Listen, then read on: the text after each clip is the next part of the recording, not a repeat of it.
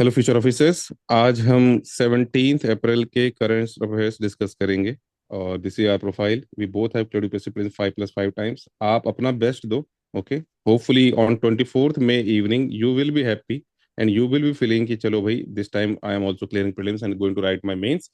First question for the day with reference to anti defection law, काफी important है, काफी ज्यादा न्यूज में रहा है, राज्यसभा पोल हुए थे, उसको लेके है। अ legislator can be disqualified for voting against the party whip in all election. कि सभी इलेक्शन में अगर आपने वोट किया अगेंस्ट में तो आपको अगेंस्ट यूज किया जा सकता है। Second one is the law applies to elections to the Rajya Sabha, कि राज्यसभा इलेक्शन में अप्लाई किया जा सकता है। And third one is the decision on disqualification is taken by election commission, की इलेक्शन कमीशन डिसीजन लेता है। Okay. No, so pause the video, mark the answer. तो the right answer for this is, आपका सिर्फ second option सही है कि ये राज्यसभा इलेक्शन में अप्लाई होता है। देखा ही आपने न्यूज में, यही है। और इलेक्शन में नहीं होता। जैसे मान लो प्रेसिडेंट का इलेक्शन है, वाइस प्रेसिडेंट का इलेक्शन है, उसमें अप्लाई नहीं होता। वहां पे ऐसा नहीं कि पार्टी भी इशू करेगी और आपको मानना पड़ेगा। अगर आप अगेंस्ट भी गए तो आपके अगेंस्ट एंटी डिफेक्शन लॉ नहीं लगाया जा सकता है। तो फर्स्ट वन इज जो है ये इनकरेक्ट है ऑल वाली चीज से। And third one is the decision on election commission decide नहीं करता। ये कौन डिसाइड करता है? स्पीकर डिसाइड करते हैं, या चेयरमैन ऑफ राज्यसभा। तो स्पीकर इन लोकसभा, स्पीकर जो है वो आपके लोकसभा में होंगे। और आपके जो चेयरमैन है, चेयरमैन होते हैं जो राज्यसभा में, वो डिसाइड करेंगे। So right answer for this is B. और ये जो आपका आया था 52nd अमेंडमेंट के थ्रू आया था आपका anti defection law. Now, coming to question number two, with reference to tribal rights over land in scheduled areas, consider the following. तो तीन स्टेटमेंट आपके पास। पहला, gram sabha consent is mandatory for diversion of forest land for mining. ठीक है। Second, the forest right act 2006 recognizes community forest resource right. Third, PESA act 1996 gives gram sabha ownership over all mineral resources. So please pause and mark your answer. ठीक है।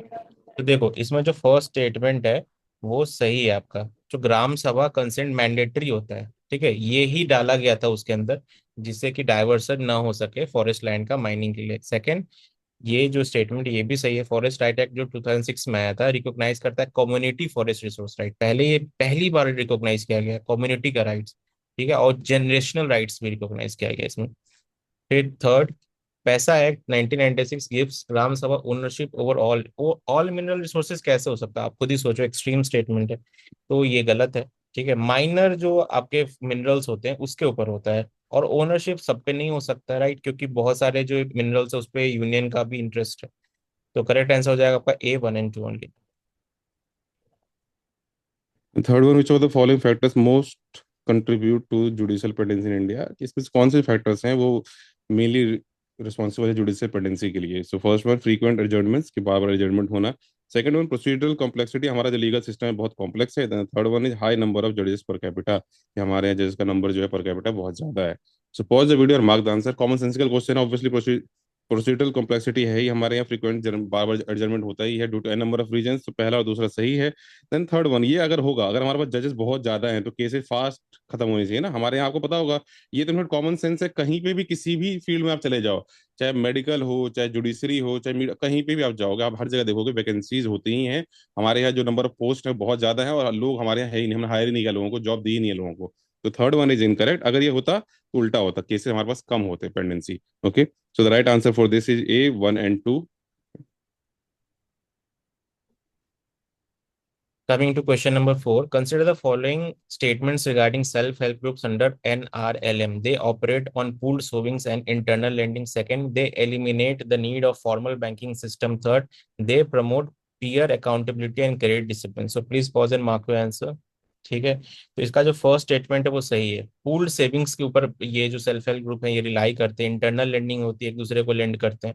Second क्या करते हैं? They eliminate the need for formal. ये कैसे हो सकता है आप बताओ? ये फॉर्मल बैंकिंग जो सिस्टम है उसको इंक्रीज करते हैं, एड करते हैं, मींस कि जहां पे वो पहुंच नहीं पाते हैं वहां पे हेल्प करते हैं, बट उसको रिप्लेस नहीं कर सकते हैं। Third, they promote peer accountability and credit discipline. ये भी सही है कि जो आपस में लोग हैं उनके बीच में फिजिकल डिसिप्लिन, क्रेडिट डिसिप्लिन ये बढ़ता है, उनके बीच में अकाउंटेबिलिटी आती है। तो करेक्ट आंसर हो जाएगा B1 and 3 ओनली।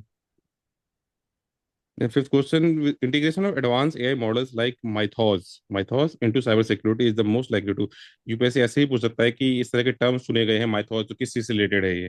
तो ध्यान रखना, increase the speed of vulnerability discovery, जो वनरेबिलिटी है सिस्टम में उसको डिस्कवर करने की स्पीड बढ़ा देगा। Eliminate the need for human cyber security professional, eliminate कर देगा साइबर सिक्योरिटी प्रोफेशनल्स की नीड को।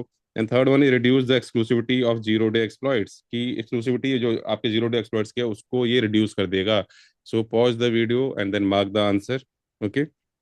सो right answer for this is, अब आपको इसमें पता होगा या अगेन हमने पीछे डिस्कस किया कि एलिमिनेट कंप्लीट एलिमिनेशन कैसे पॉसिबल है कि साइबर सिक्योरिटी प्रोफेशनल की नीड ही ना हो। अब एआई कई बार हेलुसिनेट करता है, कई बार गलत चीजें डिटेक्ट कर लेगा, तो कैसे काम चलेगा?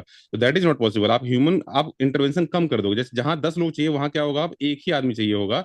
That is the possibility. But ये कि एक भी नहीं चाहिए होगा, ये पॉसिबिलिटी नहीं है। तो second one is incorrect, first one is correct. अब ये मॉडल जो है इनका आइडिया ये है कि थोड़ा फास्ट वल्नरेबिलिटी डिस्कस करेंगे, डिटेक्ट करेंगे। Third one is also correct कि जीरो डे एक्सप्लॉइट्स के जो चांसेस हैं वो इसको ये रिड्यूस करते हैं। फास्टर डिस्कवरी होगा मतलब शॉर्टर विंडो होगा सिक्रेसी का, कि बहुत कम टाइम में, जैसे मान लो पहले एक दिन में पता चल रहा था, अब वो 1 घंटे में पता चल जाएगा। तो क्विकर हम उसको फिक्स कर सकते हैं, पैचेस जो हम सॉफ्टवेयर वगैरह के वो जल्दी आ सकते हैं। ओके। ह्यूमन का रोल रहेगा ही रहेगा। और डेमोक्रेटाइजेशन हो जाएगा एक्सप्लॉइट का। अब यह एआई टूल क्या होगा, लोअर कर देगा स्किल बैरियर को, जो नॉर्मल लोग हैं, क्योंकि स्किल बैरियर कम कर देगा, तो जल्दी से जल्दी उसको डिटेक्ट कर पाएंगे। तो the right answer for fifth is B, 1 and 3। ये आर्टिकल जरूर पढ़ना आप लोग।